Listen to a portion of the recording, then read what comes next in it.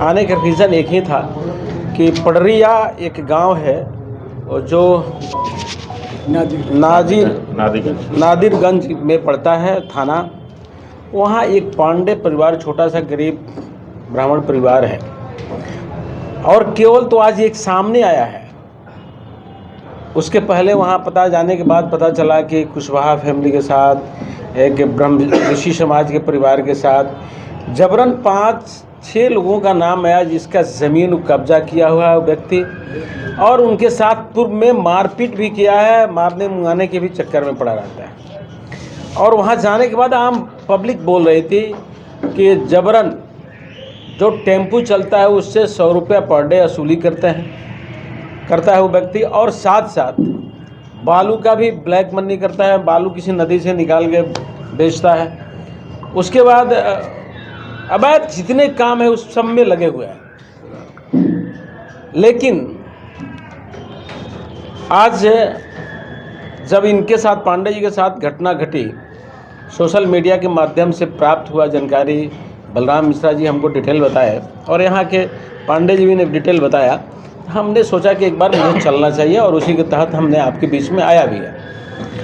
ऐसे मंसूबा जो रखते हैं कि किसी प्राय संपत्ति को अपना संपत्ति मान बैठते हैं, और कागज़ किसी के पास हो, कब्जा किसी के पास हो, जबरन उसको कब्जा करके अपना हक जताना और उसके साथ अत्याचार करना, ऐसे मंसूबा को देखते हुए हालांकि एसआईटी की सरकार गठन कर चुकी है, बिहार सरकार पॉजिटिव ढंग से इस काम को बड़ी मजबूती से कर भी रही है, एनडीए सरकार काम कर भी रही है, अरेस्टिंग भी हो गई है। लेकिन हमारी बात जो यहाँ के लोकल प्रशासन से हुआ है, हमने कहा कि जो अवैध ढंग से ज़मीन उन्होंने कब्जा किया है उसको फ्री करवाइए,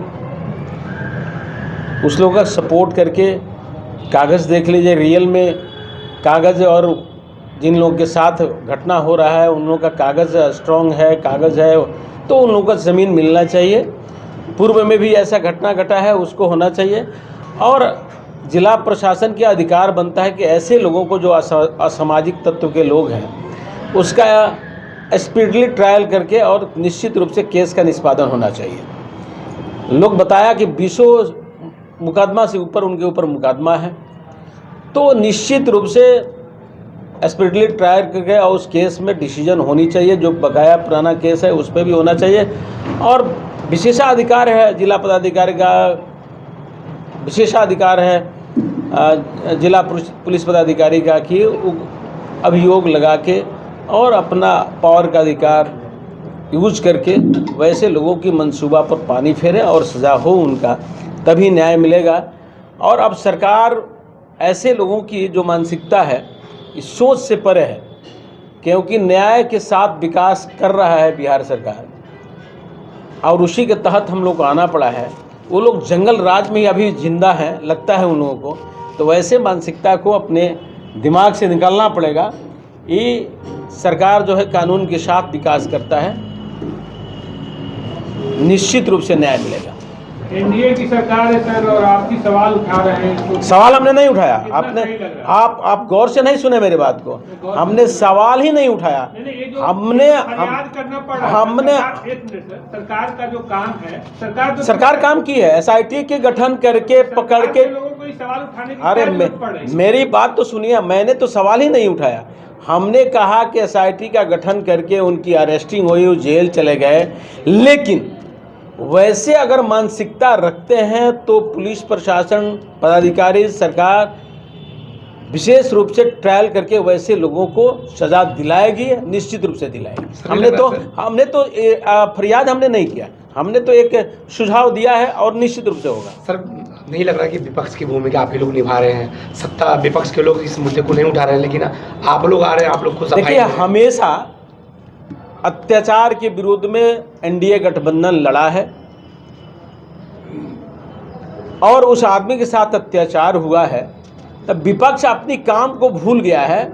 लेकिन हम सत्ता में रहते हुए भी अपनी काम को अपने से देखना, अगर बुरा बात आपको लगता है तो कोई बात नहीं, हमने अपना काम देखा है। न्याय के साथ विकास हो, उस आदमी के साथ अत्याचार हुआ तो उस अत्याचार को अगर आए हम देखें, जितना हो सकता है मदद करेंगे, पर्सनल भी मदद करेंगे और सरकार के साथ भी डीएम एसपी सरकार से बात हुई, एसआईटी का गठन हुआ, सब तमाम कामें हो रही है उसमें। क्या ये नहीं लगता है सर कि ये जो पूरी घटना घटी है बिहार सरकार और बिहार की पुलिस प्रशासन की लापरवाही से घटी है? देखिए, क्योंकि भूमि विवाद का मामला आ रहा है और सीओ जनता दरबार शनिवार के लगाते हैं थाने। देखिए, जो इसमें घटना में दोषी रहा वो निश्चित रूप से सस्पेंड भी हुआ। सर क्या और सस्पेंशन से क्या सर न्याय मिल जाएगी? क्या बर्खास्तगी निश्चित नहीं होनी रूप से- चाहिए ऐसे पदाधिकारियों की जो दबंगों को इस प्रकार मदद कर रहा है, संरक्षण कर रहा तो है? आखिर दबंगों को रोकने के लिए ही हमने बात किया कि एसआईटी का गठन हुआ, तुरंत पकड़ के जेल भेजा गया और स्पीडली ट्रायल करके उस केस में उसको सज़ा दिलाया जाए। इसके लिए प्रशासन व्यवस्था कर रही है, सरकार व्यवस्था कर रही है। सर पीड़ित परिवार का आरोप है सीधे महिला थाना प्रभारी के ऊपर, लेकिन अभी तक महिला थाना प्रभारी उस समय महिला थाना प्रभारी छुट्टी में थी। लेकिन परिवार का तो कहना कुछ और है।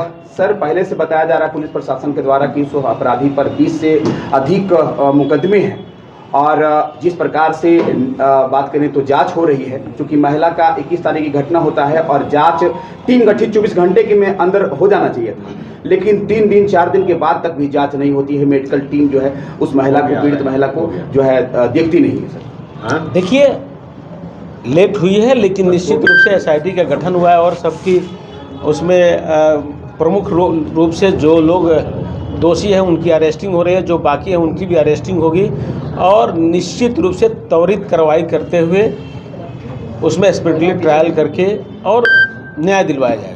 क्योंकि देखा जाए सर तो पीड़ित परिवार बहुत ही गरीब है, निर्धन है। सर एक छिंदवाड़ा का मैटर है सर, छिंदवाड़ा गांव में भी हुआ है क्या, एक महिला को पुलिस अरेस्ट की है लेकिन वहाँ कोई पुरुष नहीं था और कोई भी उस पर FIR नहीं था, फिर दिन भर थाना में रख के शाम में रिहा कर दिया जाता है सर। देखिए, वैसे अगर घटना है तो आप सोशल मीडिया के लोग हैं, आपको निश्चित रूप से आगे बढ़ चढ़ के वैसे लोगों का मदद करनी चाहिए सर हमने और निश्चित रूप से अगर सोशल मीडिया या मीडिया में आया है तो उस पर भी उचित कार्रवाई होनी चाहिए, वार्ता करेंगे हम। सर